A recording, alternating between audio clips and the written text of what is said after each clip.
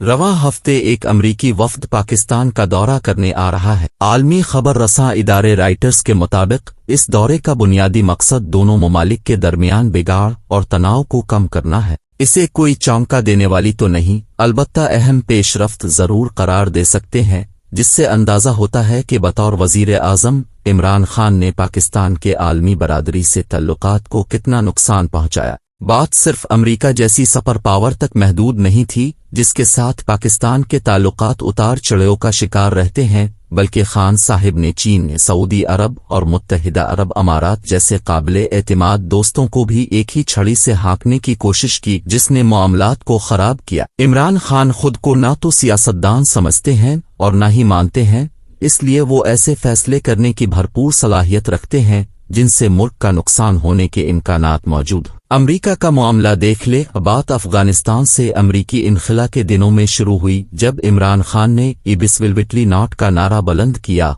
और कहा कि वो अमरीका को पाकिस्तान में अड्डे नहीं देंगे। इस पर अमरीका की जानिब से वजाहत भी आई कि हमने अड्डे मांगे ही नहीं। जब इमरान खान को अपनी हुकूमत जाती नजर आई तो उन्होंने मुल्क में हकीकी आज़ादी तहरीक शुरू कर दी, जिसमें उन्होंने कहा कि क्योंकि उन्होंने अमरीका को इबिस्विल्विटली नॉट कहा था और ये कि अमरीका उनके दोहराए रोज से नाराज है, इसीलिए अमरीकियों ने साजिश के जरिए इनकी हुकूमत खत्म करवाई। इमरान खान साहिब ने फिर हम कोई गुलामीम हैं का नारा बुलंद करते हुए अमरीका पर इल्जाम धुरा के इसने सियासतदानों को खरीद कर उनकी हुकूमत गिराई और ये कि उन सियासी अनासिर का बाइकॉट करना चाहिए। खान साहिब अमरीका मुखालिफ मामलात को इस कदर आगे लेकर चले गए कि FATF और IMF जो अमरीका के इशारे पर चलते हैं, उन्होंने पाकिस्तान को आंखें दिखाना शुरू कर दें, जिसने कई मुश्किलात खड़ी कर दें। 10 माह तक अमरीका के खिलाफ ये तमाम तहरीक चला कर एंटी अमरीका जज्बात भड़काकर इमरान खान साहिब ने भरपूर यूटर्न ले लिया है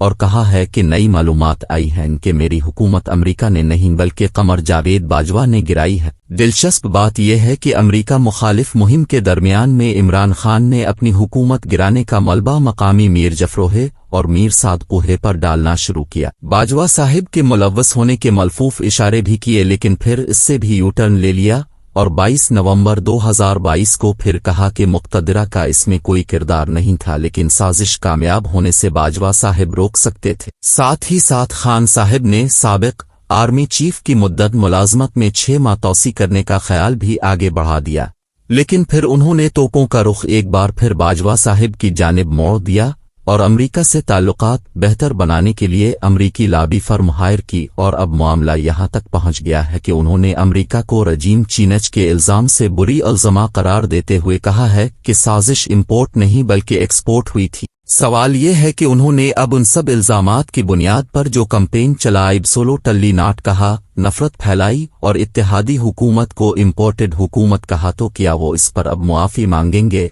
और क्या उन्हें मुआफ़ी नहीं मांगनी चाहिए? पाकिस्तान को इतना अर्जा ना समझी कि अपनी मकबूलियत के नशे में अब कुछ भी कर जाएं और कोई अलिफाफ तक न करे। कमर बाजवा साहिब के साथ उनके इख्तिलाफात हो सकते हैं, अगरचे कभी वो दोनों आनगार भी रहे। हाल ही में उन्होंने एक इंटरव्यू में बाजवा साहिब को सुपर किंग कहा, तो अगर साबिक वो इतने ही बारसूख और ताकतवर थे तो फिर उन्होंने उन्हें एक्सटेंशन क्यों दी? जब उनकी हुकूमत जा रही थी इस वक्त उन्होंने उन्हें लाइफ टाइम एक्सटेंशन की ऑफर क्यों की? वो कमर जावेद बाजवा साहिब को रजीम चेंज का जिम्मेदार करार देते रहे, लेकिन उनका रजीम लाए भी वही थे। फिर उनकी हुकूमत भी उन्हीं की मदद से चली। कोरोना हो और टिड्डी दिल का मसला हुए, FATF और अरब ममालिक और IMF से पैसे लाने का मामला हुआ, असेंबली में नंबर्स पूरे करने के वक्त जब उन्होंने ताआवुन किया तब बाजवा साहिब अच्छे लगते थे, अब बुरे हो गए। सिर्फ यही नहीं, अपने एक जलसे में उन्होंने ये भी कहा कि अगर उनके मुखालिफिन को जनरल बाजवा अच्छे नहीं लगते तो इसका मतलब उन्होंने दुरुस्त बंदे का इंतखाब किया। इमरान खान साहिब को ज़ाती सियासी मुफाद और कौमी मुफाद में फ़र्क करने की ज़रूरत है। गो कि उनके फॉलोवर्स को उनके बयानिए के तजाद से कोई फ़र्क नहीं पड़ता, लेकिन उनके बयानात से, उनके अमल से मुल्क और मुल्क के अवाम ज़रूर मुतासिर होते हैं। दूसरी तरफ अब खान साहिब जेल भरो तहरीक की तरफ जा रहे हैं,